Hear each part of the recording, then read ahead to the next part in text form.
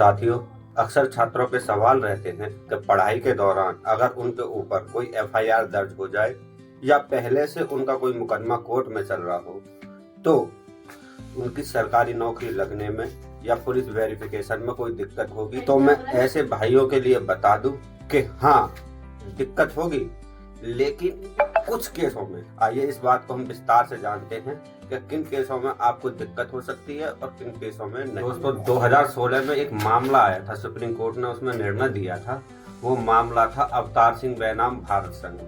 उसमें क्या था कि अवतार सिंह की 1994 में सीआरपीएफ में नौकरी लग गई थी, लेकिन चरित्र सत्यापन में क्या हुआ था कि उसमें एक सवाल था, क्या आपके ऊपर कोई पहले से मुकदमा दर्ज है? तो उन्होंने वो वाला कॉलम खाली छोड़ दिया था। लेकिन जब उसकी पुलिस वेरिफिकेशन हुई तो उसमें उनके ऊपर एक एफआईआर दर्ज मारपीट की पाई गई।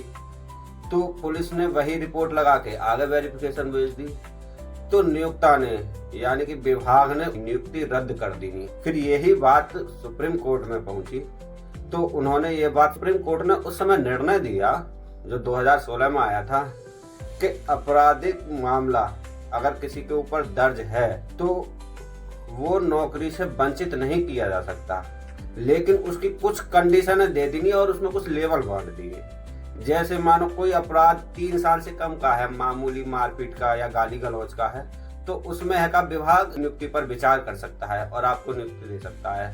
या मानो दूसरा उसमें लेयर बनाया, अगर आपने कोई हीनियस क्राइम किया है, जैसे लूट करी है, हत्या करी है, रेप करी है, या हत्या के दोषी है, या बलात्कार करे हैं, तो जो हीनियस केस है इसमें आपकी नौकरी में पूरा असर पड़ेगा। आपको सुप्रीम कोर्ट ने बोला कि आपके ऊपर एफआईआर दर्ज होना केवल वो एक शिकायती प्रार्थना पत्र है।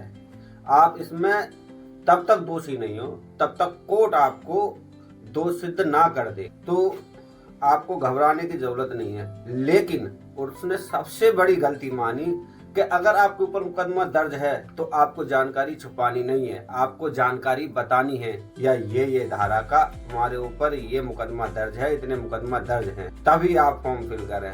अगर आप जानकारी छुपाओगे तो आप दोषी पाए जाओगे और इससे आपको नौकरी से वंचित किया जा सकता है, क्योंकि कोर्ट मानता है कि जब तक आप कोर्ट के द्वारा आरोपी सिद्ध नहीं हो जाते तब तक आप आरोपी सिद्ध नहीं होते, आप आरोपी नहीं हैं और आपको नौकरी से वंचित नहीं किया जा सकता। तो आप जब भी फॉर्म फिल करें अपना सही जानकारी पूरी फिल करें, बिल्कुल ना छिपाएं, इससे आपकी नियुक्ति पर असर पड़े। 3 साल से कम सजा वाले जो अपराध होते हैं उनमें विभाग विचार कर लेते हैं नौकरी देने के लिए, लेकिन जो इससे ऊपर वाले होते हैं या संज्ञेय अपराध होते हैं उनमें विभाग बिल्कुल भी विचार नहीं करते और आपको नौकरी से अयोग्य ठहरा देते। कंडीशन ये होती है कि कोर्ट में या तो आप दोष सिद्ध हो जाओ या समझौता हो जाओ। समझौते के केस में भी आपको दोष सिद्ध ही माना जाता है।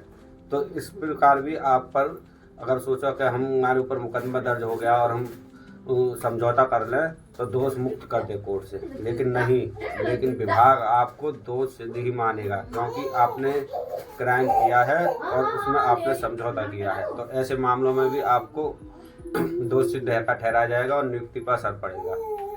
अगर हमारी जानकारी आपको अच्छी लगी हो तो वीडियो को लाइक करें, शेयर करें और ऐसी ही इंफॉर्मेटिव वीडियो देखने के लिए हमें फॉलो करें।